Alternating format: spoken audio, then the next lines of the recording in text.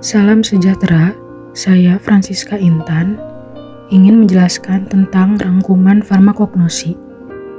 Farmakognosi diambil dari dua kata yaitu farmakon dan gnosis. Farmakon berarti obat, gnosis berarti ilmu pengetahuan. Jadi farmakognosi bisa diartikan sebagai informasi yang berkaitan dengan obat dan berasal dari alam.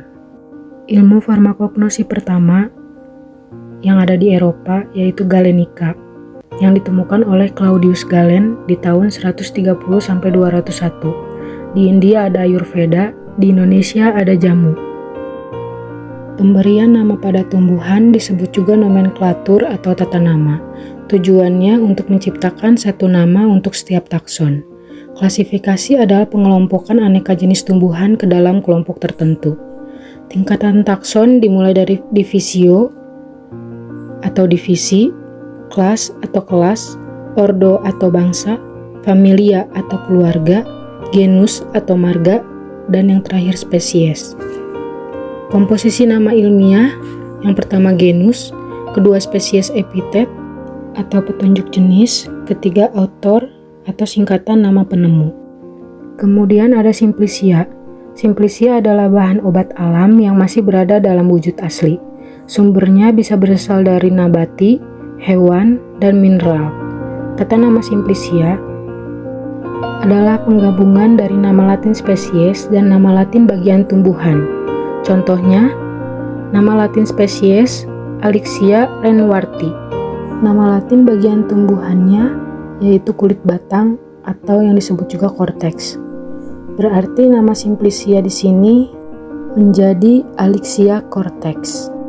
Selanjutnya ada proses penyiapan simplicia. Dimulai dari tahap awal yaitu pengumpulan atau panen. Yang kedua ada sortasi awal atau bisa dinamakan sortasi basah. Sortasi basah tujuannya untuk memisahkan pengotor. Tahap ketiga yaitu pencucian. Tahap keempat perajangan atau potong-memotong untuk mempermudah pengeringan. Yang kelima ada pengeringan. Metode pengeringan ada yang alami dan buatan. Yang keenam sortasi akhir atau sortasi kering untuk memisahkan benda asing yang ada di dalam simplicia. Yang ketujuh ada pengepakan. Kedelapan penyimpanan untuk mencegah menurunnya mutu simplicia selama penyimpanan akibat pengaruh luar. Simplicia yang awet harus berdasarkan fisika, kimia, farmakologinya. Perbedaan jamu, OHT, dan fitofarmaka.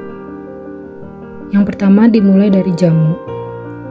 Jamu adalah sediaan obat, bahan alam, dan sediaannya masih berupa simplicia sederhana. Khasiat dan keamanannya baru terbukti secara empiris berdasarkan pengalaman turun-temurun. Syaratnya, aman, klaim khasiat berdasarkan data empiris, memenuhi persyaratan mutu yang berlaku, dan contoh produknya yaitu tolak angin, buyung upik, mensana, dan lain-lain. Yang kedua adalah OHT, yang disebut juga obat herbal terstandar. Definisinya yaitu suatu sediaan yang sudah berbentuk ekstrak dengan bahan dan proses pembuatan yang terstandarisasi. Syaratnya yaitu aman, klaim khasiat secara ilmiah melalui uji praklinik, memenuhi syarat mutu yang berlaku, telah dilakukan standarisasi terhadap bahan baku yang digunakan dalam produk jadi. Contohnya ada diapet, lelap, kiranti, dan lain-lain. Yang ketiga, fitofarmaka. Fitofarmaka adalah sediaan herbal standar yang telah mengalami uji klinis pada manusia dan telah terbukti keamanannya dan didukung oleh bukti-bukti ilmiah dan khasiatnya jelas sesuai kaidah kedokteran modern. Syaratnya adalah aman, klaim khasiat secara ilmiah, melalui uji praklinik dan klinik, memenuhi persyaratan mutu yang berlaku, telah dilakukan standarisasi bahan baku yang digunakan dalam produk jadi. Contohnya ada Nodiar, Stimuno, Tensigard, dan lain-lain. Kemudian ada metabolit primer dan sekunder. Metabolit primer adalah senyawa yang membantu metabolisme dan berperan langsung dalam pertumbuhan dan perkembangan primer dan produksi sel. Fungsinya untuk menunjang pertumbuhan dan perkembangan organisme. Contohnya, nukleotida, asam nukleat, asam amino, protein, karbohidrat. Sedangkan metabolit sekunder adalah senyawa yang dihasilkan dalam jalur metabolisme lain yang walaupun dibutuhkan tapi dianggap tidak penting peranannya dalam pertumbuhan suatu tumbuhan. Fungsinya sebagai antioksidan, agen alelopati, antifungi, fitoaleksin. Contohnya asam fenolat, flavon, flavonoid, dan lain-lain. Kemudian ada reaksi metabolit sekunder. Yang pertama pengkopelan atau kopling, yaitu dihasilkan dari oksidasi fenol. Yang kedua motilasi, yaitu penambahan gugus metal. Yang ketiga hidroksilasi substrat aromatik atau penambahan gugus hidroksi. Yang keempat hidroksilasi pada atom-atom karbon jenuh. Penggolongan jalur pada metabolit sekunder ada 3. Yang pertama jalur asam mevalonat, contohnya terpenoid, steroid, dan karotenoid. Yang kedua jalur asam sikimat, contohnya asam fenamat, fenol, dan asam benzoik. Yang ketiga jalur asam melonat, contohnya asam polifenolat. Minyak atsiri atau volatile oil, yang diartikan minyak terbang atau minyak yang mudah menguap, termasuk ke dalam metabolisme sekunder yang diproduksi dari fotosintesis. Minyak yang diperoleh dengan cara destilasi uap dan gas, seperti akar, batang, kulit, daun, biji, bunga, buah dari tanaman tersebut. Kegunaannya untuk aromaterapi, bahan sabun, dan kosmetik, flavor dan fragrance, bahan obat-obatan, pasta gigi, insektisida, dan bahan mentah. Minyak atsiri fenolik dihasilkan dari jalur malonat dan sikimat. Contohnya hidrokarbon, alkohol, aldehid, keton, fenol, dan lain-lain.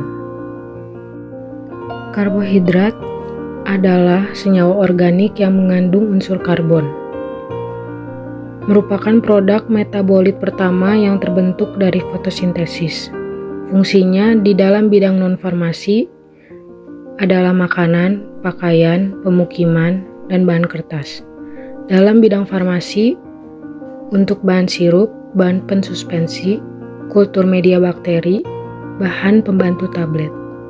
Karbohidrat diproduksi dan disimpan dalam bentuk pati di daun dan ditransportasikan dalam bentuk sukrosa. Kemudian ada alkaloid. Alkaloid adalah senyawa asam amino yang mempunyai atom nitrogen yang bersifat basa alkaloid. Prosesnya melalui jalur asam sikimat. Sifat alkaloid yaitu berbentuk basa, bersifat nonpolar, larut dalam pelarut nonpolar, dan dalam bentuk garam bersifat polar, larut dalam pelarut polar.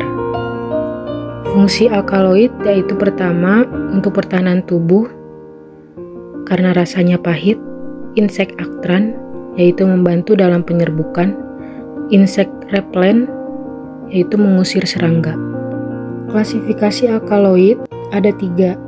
Yang pertama true alkaloid atau alkaloid sejati, yaitu yang melalui jalur sikimat, berasal dari asam amino, bersifat basa, atom N pada cincin heterosiklik, contohnya atropin dan morfin.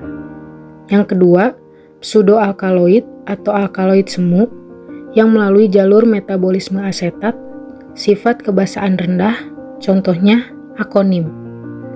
Protoalkaloid yang ketiga, atau yang bisa disebutkan amin sederhana, melalui jalur metabolisme sikimat, atom N bukan dari heterosiklik, bersifat basa, contohnya adalah meskalin. Golongan alkaloid. Golongan alkaloid terbagi menjadi 2. Yang pertama, true-false alkaloid.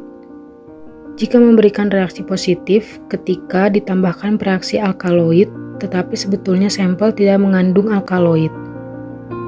Yang pertama, lakukan pengecekan, ambil endapannya. Yang kedua, etanol jika larut akan menjadi alkaloid. Kalau tidak larut, berarti asam amino. Yang kedua adalah false true alkaloid. Jika memberikan reaksi negatif ketika ditambahkan reaksi alkaloid, tetapi sebenarnya sampel tidak mengandung alkaloid. Yang pertama, lihat dari kebasahan alkaloid. Kedua, lihat dari jumlah sampel. Ketiga, jika jumlahnya kurang, pengendapannya tidak terjadi. Sekian pembahasan dari saya. Mohon maaf bila ada salah atau kurang kata. Terima kasih.